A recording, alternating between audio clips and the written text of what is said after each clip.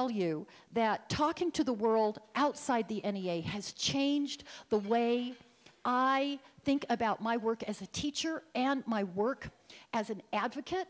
I thought I knew all about helping people who were in trouble, and then Dennis sent me to Honduras. I went to Honduras to learn how Heifer took hopeless communities that were unable to even feed themselves and transformed them into communities that were successful and thriving. And I wanted to see if maybe there was some lesson for us in our Priority Schools campaign, where we're trying to help our school communities that are struggling to teach children who live in some of the most hopeless situations. Heifer does not actually deal with education issues. They exist to end poverty through environmentally sustainable food and farming production in these tiny little rural villages in the middle of you know these folks?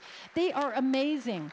The Heifer folks told me that in the beginning, they made a lot of mistakes. The most important thing they learned is that the answers can't come from experts. The answers have to come from within themselves.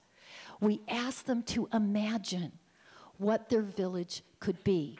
And they start talking about buying a piece of land, having their kids finish school, maybe starting a little business. She said, once they start to dream, nothing can stop them. And inevitably, they start by giving the first gifts to the poorest, because others who have a little bit more are better able to help those that have absolutely nothing.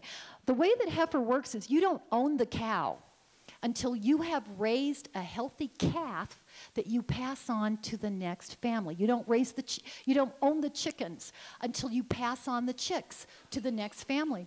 So the other families drop by and they make sure that you have all the help that you need, because someone is in line for getting the next gifts. But what they found was, after just a few years, the community had transformed into a culture of neighbors helping neighbors, even when there wasn't a gift to be passed down. I got to talk to the villagers using my very, very, very poor Spanish, pero yo hablo bastante bien para engañar a los que no lo hablan, which means I speak well enough to fool people if they don't actually speak Spanish. And in my Spanish, I would explain to the villagers why we were there. And I told this sweet little farmer, and he looked confused as if he didn't understand me correctly. And he asked the translator. And the translator said, sí, ellos son maestros de los Estados Unidos y están aquí para aprender acerca de tu éxito.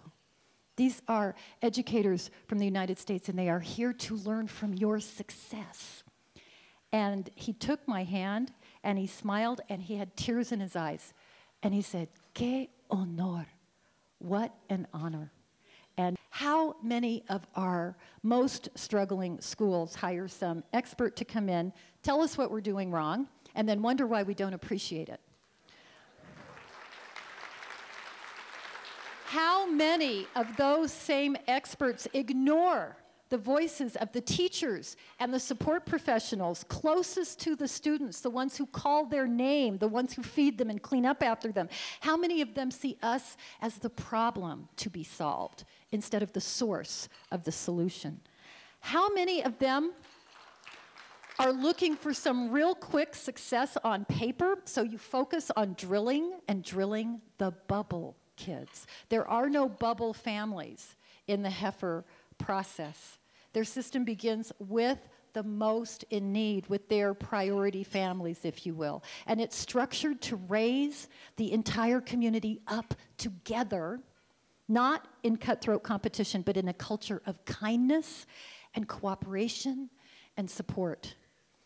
This is, by the way, the short version of my Heifer story. If you want more details on Heifer, you can visit my blog. You go to liliesblackboard.org. There is no apostrophe, which is driving me crazy. Lily's Blackboard. The Heifer people are deeply respectful of the communities they help.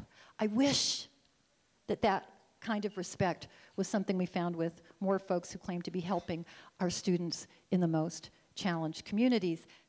We have to love the whole child.